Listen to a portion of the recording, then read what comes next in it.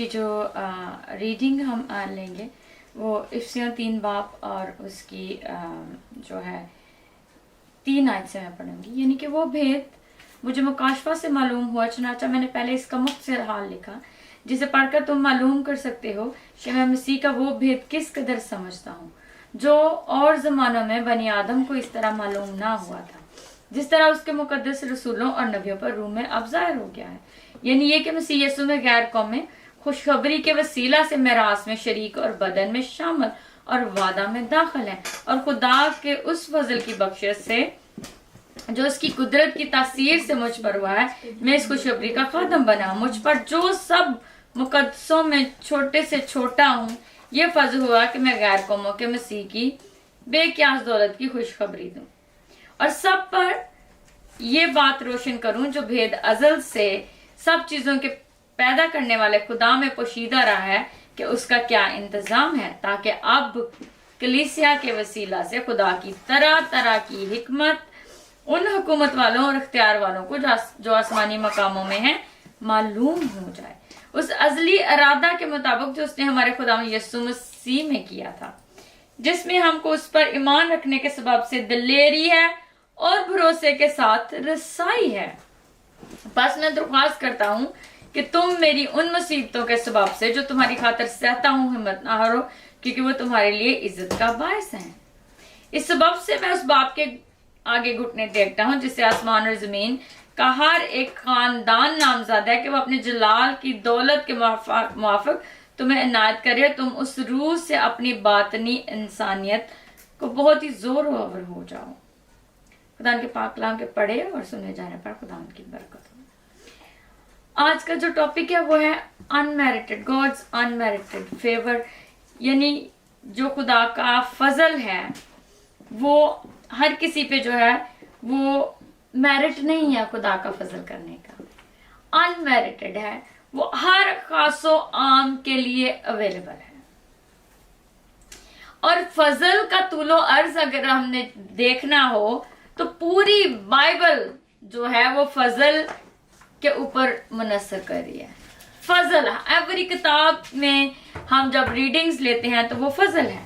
फजल जो है वो बाइबल की जो क्रिश्चियनिटी और इस दुनिया में जो उसके तस्वर आते हैं वो डिफरेंट तरीके से लोग देते हैं, और बहुत सारे लोग फजल को बहुत सारे लोग समझ नहीं पाते हैं कि खुदा का अनमेरिटेड फजल हर खासो आम पे कैसे हो सकता है।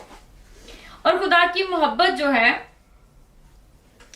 वो बहुत सारे नागवारों को, जिनको गवार नहीं खुदा की मोहब्बत, और बहुत सारे बेचैन लोगों को सुकून कैसे बख्श सकती है। लेकिन खुदा उनका कलाम फरमाता है कि खुदा का फजल जो है वो खासो आम पे है। वो किसी बिशप, पास्टर, अपोस्टल, प्रॉफिट या किसी आम शख्स पे जो उससे बिल्कुल बिलोंग नहीं करता एक जैसा ही है। क्योंकि पलूस रसूल क्या लिख रहा है, उसने लिखा, इसी सबब से मैं पलूस तुम गैर कौम वालों की खातिर मसीह यीशु का कैदी हूं। ये मेरा और आपका काम है गैर कौम के पास उस फजल को लेके जाने का। शायद तुमने खुदा के उस फजल के इंतजाम का हाल सुना होगा जो तुम्हारे लिए मुझ पर हुआ है। अगर खुदा मुझ पे फजल कर रहा है तो मेरा काम है उस फजल को दूसरों तक लेके जाना, और उसकी रसाई जो है वो हर एक शख्स के लिए मुमकिन हो। लेकिन सम टाइम हम फजल से मरहूम रह जाते हैं, हमें वो मिलता नहीं है, हम उस तक रसाई हासिल नहीं कर पाते हैं, और उसके पीछे एक बहुत बड़ा प्लान है आपके दुश्मन का।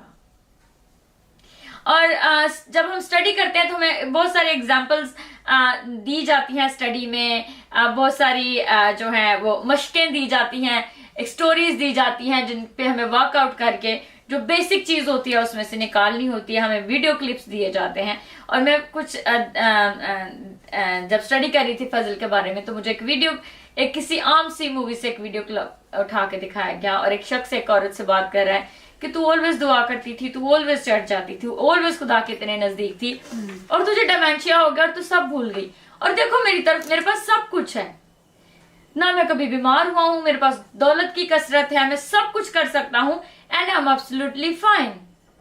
And that woman who has a dementia replied him, वो उसको कहती है क्योंकि सम टाइम खुदा हमें शैतान के हवाले कर देता है, क्योंकि गुनाह में लज्जत होती है और वो इतनी खूबसूरत जेल है गुनाह, क्या हम उससे बाहर निकल के फजल तक रसाई हासिल करना नहीं चाहते, क्योंकि हम उस गुनाह में इतने भरपूरी तरीके से उस जेल में रह रहे होते हैं कि हमें आजादी चाहिए नहीं होती है, जबकि आजादी बिल्कुल हमारे सामने होती है। और यही बात जो है वो पलूस लिख रहा है, वो कहता है कि वो अपने जलाल के दौलत के मुआफिक तुम्हें इनायत करे कि तुम उसके रूह से अपनी बातनी इंसानियत में बहुत ही जोर आवर हो जाओ, ताकि तुम में से गुनाह जाता रहे और ईमान के वसीला से मसीह तुम्हारे दिलों में सुकूनत करे, ताकि मोहब्बत में जड़ पकड़कर वो बुनियाद कायम रहे, सब मुकद्दसों समेत बखूबी मालूम कर सको कि इसकी चौड़ाई, लंबाई, ऊंचाई और गहराई कितनी है इस फजल की। बट हम क्या करते हैं, हम इतने मशगूल हो जाते हैं अपनी लाइफ में, हम इतने बिजी हो जाते हैं, हम उसी जेल में रहना चाहते हैं क्योंकि वो सोने की जेल है। जब वो जेल सोने की है तो हमारा वहां से बाहर निकलना और आजादी हासिल करना, हमें लगता है हम ऑलराइट हैं, वी आर फाइन, ये गुनाह भरी जिंदगी मेरी फाइन है, आई एम ऑलराइट, मुझे फजल तक रसाई नहीं चाहिए। और जब मेरे दिन पूरे हो जाते हैं और मैं देखने लगता हूं कि हाँ, मैं तो हेल में ऑलरेडी रह रहा था, मैं तो ऑलरेडी गुनाह में रह रहा था, लेकिन तब भी हम अगर खुदा के फजल के तख्त के पास आते हैं, उससे माफी मांगते हैं और अपने आप को क्लींस कर लेते हैं यीशु मसीह के खून से और कहते हैं खुदा तो मेरी जिंदगी का बादशाह बन जाओ और मुझे अपने मेरे गुनाहों से अपने खून से मुझे धो दे और मुझे पाक को साफ कर दे, तो खुदा के फजल तक रसाई इतनी आसान है, क्योंकि खुदा का फजल जो है वो मुझ पे और आप पे इक्वल है, किसी बादशाह पे, किसी गरीब पे, हर किसी पे खुदा का फजल इक्वल है, लेकिन मेरी और आपकी रसाई उस फजल तक कितनी है ये मैटर करता है। और अगर मैंने जो भी एग्जांपल दी और उसके बारे में अगर आप बात करें तो हाँ, खुदा को यीशु मसीह जब अपनी विल्डरनेस से अपने बाहर आए, लैंड अपना करके खत्म, तो उसने कहा मैं दुनिया का मालिक हूं, ये दुनिया का सारा इख्तियार शैतान ने कहा मेरे पास है, और अगर तू मुझे सजदा करे तो मैं सब कुछ तुझे दे दूंगा। गुनाह भरी जिंदगी ऐसी है जो फजल से अलहदा हो जाती है और फिर हम उस फजल से मरहूम हो जाते हैं, और जब मरहूम हो जाते हैं, हमारे पास वो फजल की रसाई नहीं रहती है, तो फिर वो सारी लामहदूद नेमतें, दौलत, शाउर, समझ जो मसीह की कुर्बानी से हमें मिलती है, वो हमें कभी भी नहीं मिलती और हमारा दिमाग सुन और बंद हो जाता है और हम बहुत सारी दौलत के बावजूद गुम हो जाते हैं, हम लॉस्ट रहते हैं, हमें उस फजल तक रसाई नहीं होती, तो हमारे दिल में पीस नहीं होता है। हमारे पास दुनिया जहान की दौलत मौजूद होती है, लेकिन हमें नींद नहीं आती है। बहुत बड़े बड़े लोगों के पास दुनिया जहान के पकवान वो पका सकते हैं, लेकिन वो खा नहीं सकते क्योंकि वो बीमार हैं। ये फजल से रसाई नहीं है। फजल जब हम पे होता है तो उसका मतलब, उसका काम ये है कि वो हम पे अपने फजल को इस तरीके से करता है कि ताकि हम दुनिया में मौजूद हर चीज जो मेरे लिए बनी हुई है उसको एंजॉय कर सकूं, उसकी जॉय को हासिल कर सकूं। खुदा ने मेरे लिए जानवर, इंसान, परिंद, चरिंद इंसान के लिए पैदा किए हैं। हर कायनात की हर चीज खुदा ने आदम के लिए पैदा की है, और मैं आदम हूं, आप आदम है। हर वो शख्स जो सांस लेता है वो आदम है, जिसको खुदा ने पैदा किया और अपना दम उसमें भी रखा है। लेकिन अगर मेरी इन नेमतों को मैं एंजॉय नहीं कर सकता और मैं कैद हूं अपनी दौलत के अंदर, अपने गुनाह के अंदर, अपनी सोच के अंदर, अपनी बड़ाई के अंदर, अपने बहुत बड़े टाइटल जो मेरे नाम के आगे लगा उसके अंदर अगर कैद हूं, तो मेरी फजल तक रसाई नहीं है। मेरी फजल तक रसाई नहीं है। और अगर मेरी फजल तक रसाई है तो मैं दुनिया की हर चीज को एंजॉय कर सकता हूं। मैं दुनिया की की हर चीज जो खुदा ने मेरे लिए बनाई है, मैं उससे मरहूम नहीं रह सकता। इसकी बहुत सारी डेफिनेशंस बहुत सारे लोगों ने जो है वो दी हैं, लेकिन मेरी सबसे पसंदीदा डेफिनेशन क्या है, वो जॉन स्टुअर्ट की है। वो लिखते हैं, फजल मोहब्बत है जो परवाह करती है और झुक जाती है और बचाती है। फजल खुदा की मोहब्बत है जो परवाह करती है, जो झुक जाती है और जो बचाती है। ये है फजल, और वो फजल यस्सु है। खुदा ने हमें फजीलत से भर दिया कि उसने यस्सु को इस दुनिया में भेजा ताकि जो कोई यस्सु पे ईमान लेके आए वो हलाक ना हो बल्कि हमेशा की जिंदगी पाए।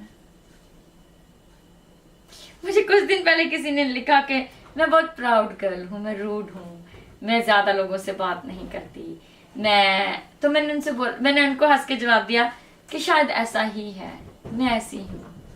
क्यों मैं ऐसी हूँ? ऐसा नहीं कि मैं रूड हूं या मैं प्राउड हूं। खुदा ने मुझे बनाया ही ऐसा, मैं बहुत सारे लोगों से कम्युनिकेट नहीं कर सकती। मैं एक वक्त में थोड़ी ही चीजों को हैंडल कर सकती हूँ, मैं एक वक्त में थोड़े ही रिलेशनशिप्स को हैंडल कर सकती हूँ जिसको मैं कामयाबी से कर सकूं, मैं एक वक्त में थोड़े ही लोगों के साथ दोस्ती कर सकती हूँ, बहुत सारे अपना उसको एक्सपैंड नहीं कर सकती। लेकिन फजल, मैं एक एग्जाम्पल आपको अपनी दे रही, लेकिन फजल एक ऐसी चीज है, जब एक बड़ी गैदरिंग, मसीह गैदरिंग में आप जाते हैं जहां पे सारे लोग जो फजल को जान रहे होते हैं, तो आपको पता नहीं लगता कि आपके कितने दोस्त हैं उस गैदरिंग में। जहां पे हर किसी की फजल की रसाई हो, जहां पे आपको लगता हो कि हर शख्स यहाँ पे फजल से रसाई रखता है, उसके यस्सु के साथ मोहब्बत जो है वो बिल्कुल करीबी है, तो आपको लगता नहीं कि आप इतने सारे दोस्तों को कैसे हैंडल करेंगे, लेकिन आप हैंडल कर पाते हैं क्योंकि हर शख्स आपको फजल के तख्त के नीचे रह के, उस फ्लैग के नीचे रह के आपको देख रहा होता है, वो आपको जज नहीं कर रहा होता है। जब हम जज नहीं कर रहे होते हैं एक दूसरे को, तो तब हम फजल के तख्त के नीचे होते हैं। ये है फजल, और फजल खासो आम पे है।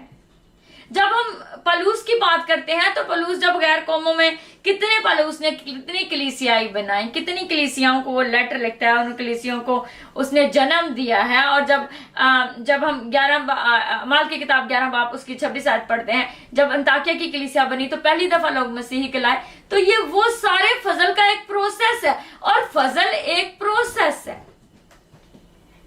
Living in a grace is a process. First फजल आपको किस चीज का एहसास दिलाता है? मैं गुनाहगार हूं, मुझे माफ मांगने की जरूरत है, मुझे रिपेंटेंस की जरूरत है, मुझे डिलीवर होने की जरूरत है। और तब आप खुदावंद यीशु के पास आते हो और आप कहते हो, खुदावंद मुझे अपने फजल के तख्त के नीचे ले ले और मेरे गुनाहों को माफ कर ले ताकि मैं बच सकूं और मैं हमेशा की जिंदगी पा सकूं। और फिर पलूस जब कलीसिया बनाता है और वो आगे लेटर लिखता है, तुम्हारे अंदर वो नई इंसानियत जब आ जाए तो फिर उसको अंदर जोर से बांध लो ताकि वो तुम्हारे अंदर परवान चढ़ती रहे, ताकि तुम्हारी फजल से रसाई कम ना हो। आप उस ग्रेस के अंदर इसी तरीके से बढ़ते जाओ। जो अभी मैंने आपको डेफिनेशन पढ़ के बनाई थी जॉन स्टुअर्ट की, लिखते हैं फजल मोहब्बत है, खुदा की ग्रेस लव है। एंड व्हेन वी से God so love the world, right, और फिर कहता है वो जो परवाह करता है, जो झुक जाता है और बचाता है। और इसके अलावा अगर मैंने एक और डेफिनेशन कोट करना चाहूंगी, कोट है ये बीबी वॉर फील्ड की। वो कहते हैं फजल नादारों के लिए आजाद मुख्तार एहसान है, मेरे जैसे कमजोरों के लिए, नादारों के लिए, जिनकी कोई वैल्यू वक़्त नहीं है, फजल मुझे एक मुख्तार इंसान बनाता है क्योंकि वो यस्सु का इख्तियार मुझे देता है। खुदा कहता है जब तू मेरे पास आ गया है तो मैं तुझे इख्तियार देता हूं, तू सांपों और बिच्छुओं को कुचलेगा और दुश्मन की हर ताकत पे गालिब आएगा। फजल तक जब आपकी रसाई होती है तो ये प्रोसेस, अगर हम इस प्रोसेस में से गुजरते जाते हैं तो फिर आपको पता चलता है आप कितने आजाद मुख्तार है। खुदा ने कितनी आजादी दी है, आपको फ्रीडम दी है यस्सु ने। फ्रीडम किससे है? गुनाह से आजादी मिली है हमें।